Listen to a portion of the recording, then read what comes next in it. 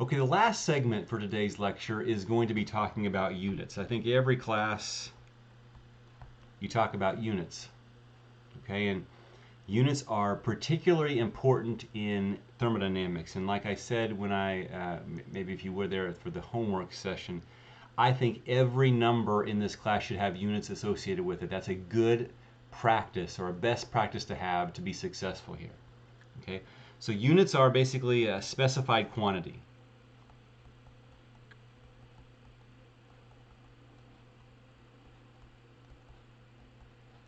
Okay, and if we look at your appendices that you're printing out, there is going to be a page inside that appendices that's all about units. Okay, and that is one of the most important pages. You're going to deal with that page on a very on 3 times a week when you deal with your homework.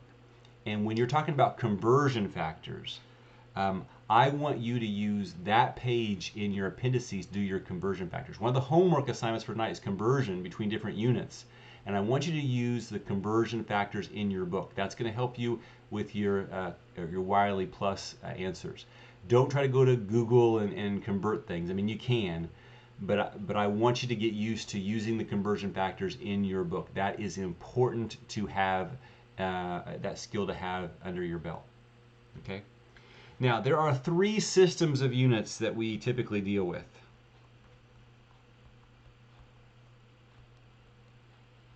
The first system that you love is going to be SI, which is basically our metric system. You love the SI system because it is factors of 10. It makes sense. Really nice units. In fact, these were the when we came up with what we call imperial units, or I should say this English engineering units. I'll list those here. English engineering.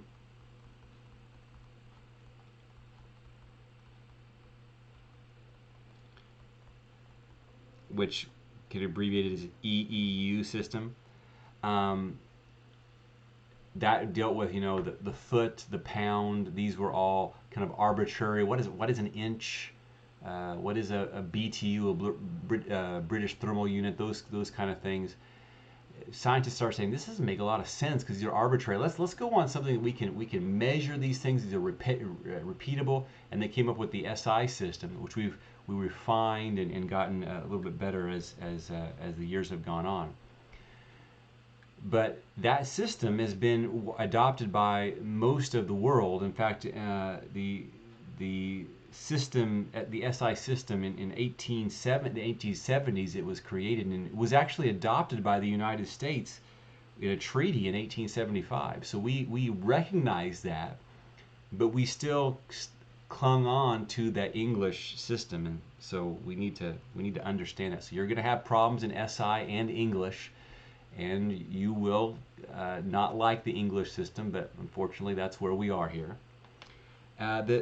There was a hope that some people that were loyalists to the English system, they renamed the system and they called it the British gravitational system.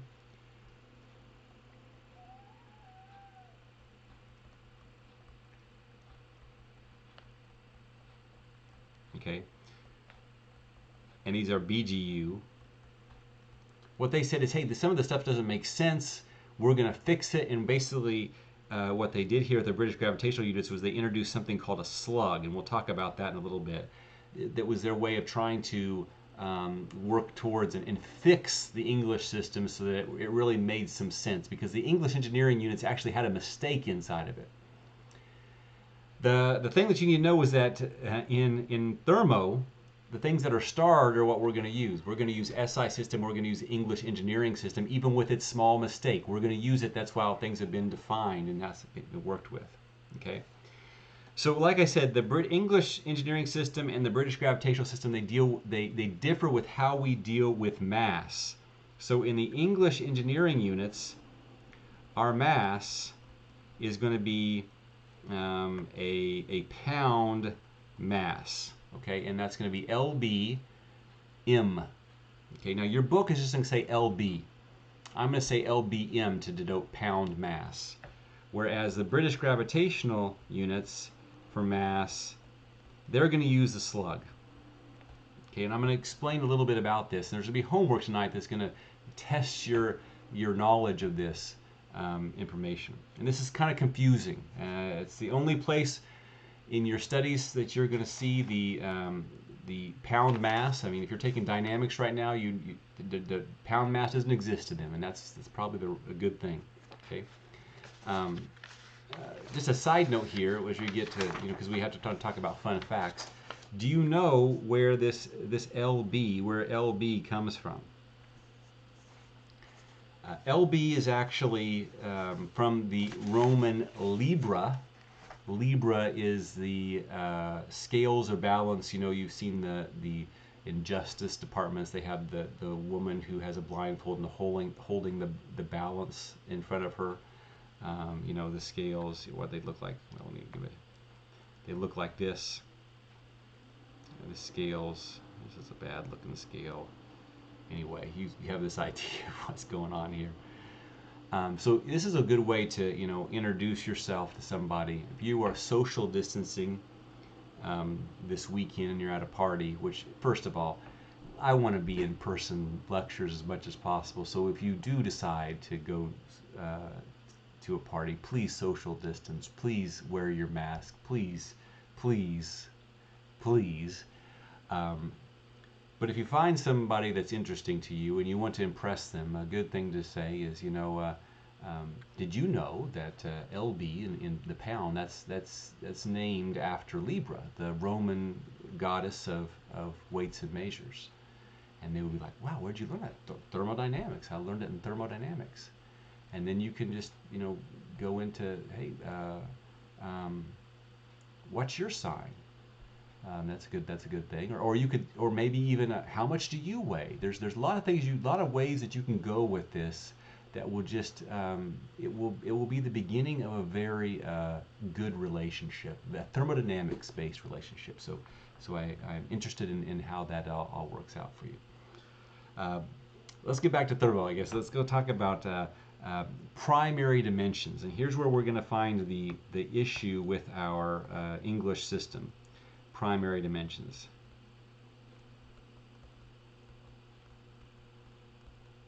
Okay, primary dimensions.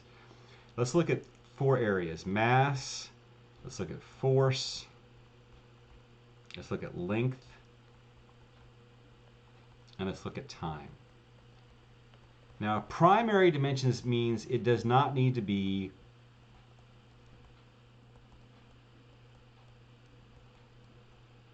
defined by something else.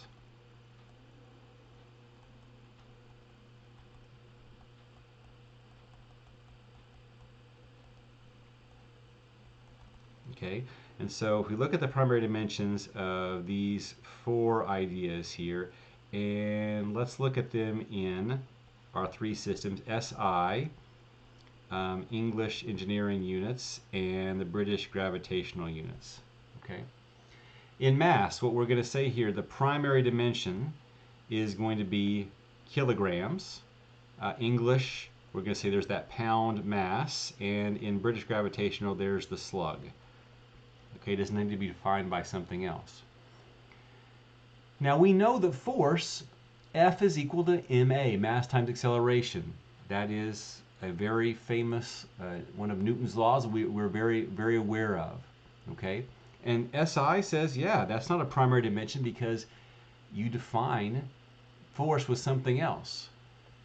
But not in the English engineering units. We call this a primary dimension and we say it's a pound force. Okay, there's that mistake that's been made that we keep with, that we use, and it's so integrated into our thermodynamics and aerodynamics, aeronautical systems that we have to. I mean, we could do it if we wanted to. We could get away from it, but we don't. We keep that mistake with us in our unit system. Length, of course, is a primary dimension. Isn't defined by anything else. Feet are in these 2, but meters are in SI, and we all have the same units here for seconds in the English system and in the SI system. I like to joke around with people sometimes that. We're base 12.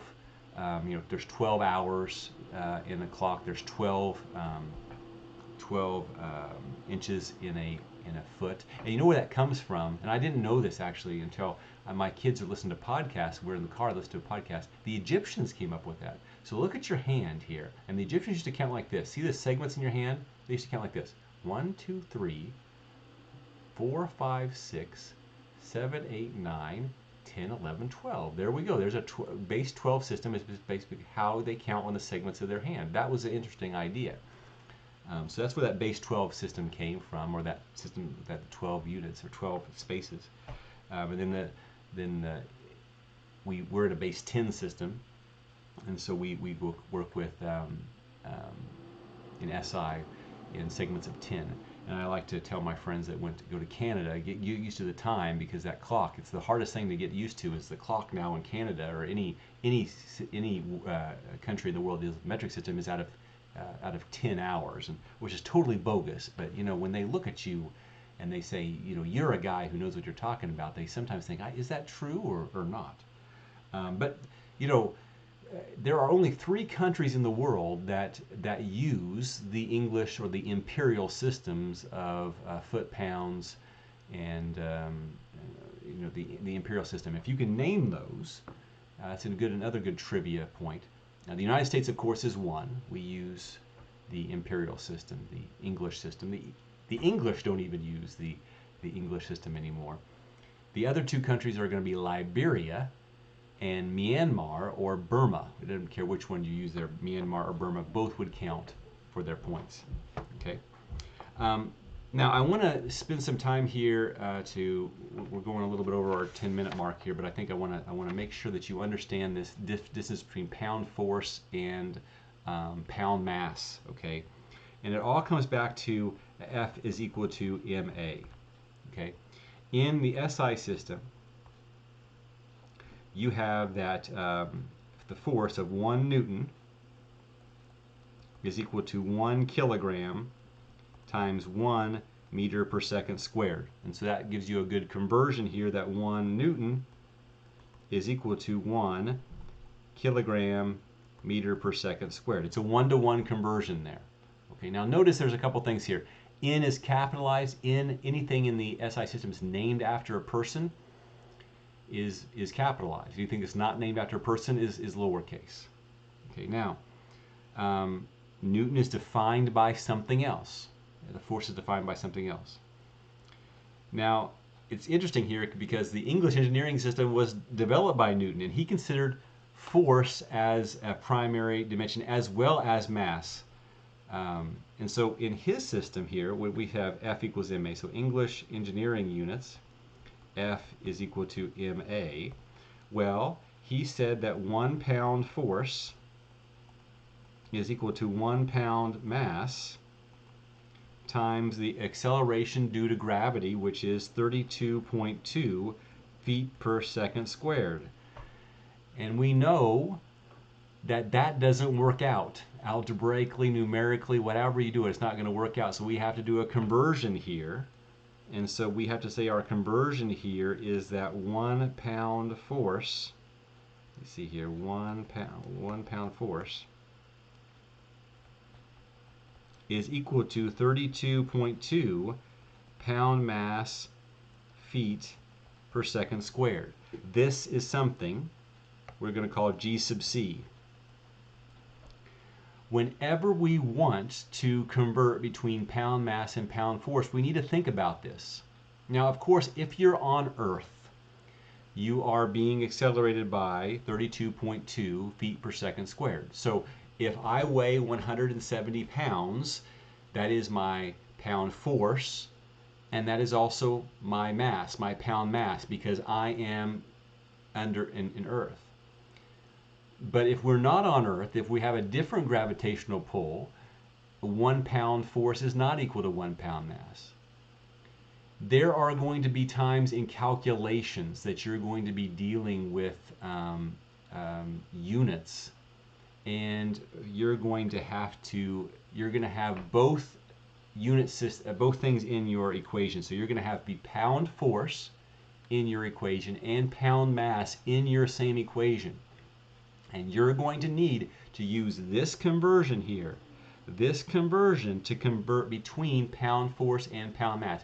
You can't just say, we're on Earth, so a pound force is equal to a pound mass. That will mess you up every time. We need to go through this process, this conversion process that I'm showing you right here, to convert a pound mass to a pound force. And again, your book is not going to label this as LBM. It's going to say pound. When it says pound, it means mass. When it says pound force, it's going to mean force. Okay, so make sure that you denote that. Okay.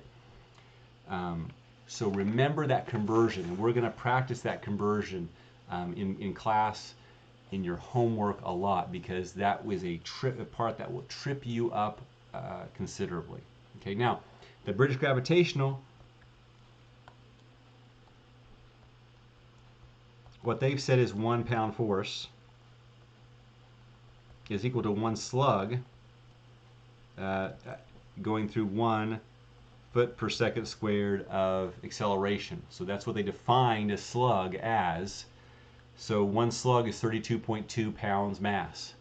Okay, so they try to fix this problem to try to keep the beloved system here, but ended up, still has gone away to the SI system. Okay, remember, weight, pound force, that's a force. Weight is a force. Weight and mass are different things. You can't say that, a pound mass is a weight. Okay, it's a mass. Kilogram is a mass. Force is a weight. Understand that. So again, we are going to use these systems. I need to say a couple more things. I know we're going a little bit over time, but I want to mention a couple more things, and that is that you're going to see this idea of something called a British BTU, British Thermal Unit.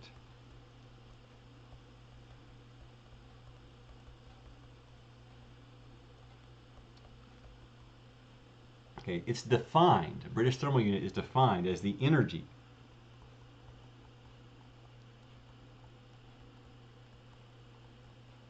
needed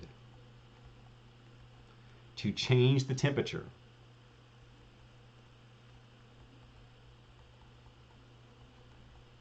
of water, of 1 pound mass of water.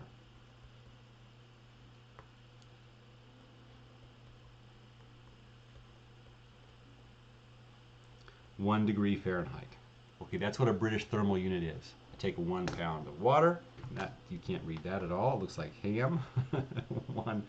one pound mass of water. You raise it 1 degree Fahrenheit. How much energy is required? That's a BTU. Okay, we'll talk about that. Okay. Last thing I'll mention here, just a fun fact: the British, the Metric Conversion Act in the United States of 1975. We passed this law in 1975 that said that all of the United States would convert from the English system to metric by 1992. You all, most of you in this class, were not born in the 90s. You were born in this new century. You wouldn't have to ever know what it is. You would know when it said 20 degrees Celsius outside, you would know if that's hot or cold. But what happened was the Reagan administration came along, and it was through a cost, trying to save some costs. It would cost a lot of money to change everything over from English system to the metric system. All these signs, all the digital, boards around banks.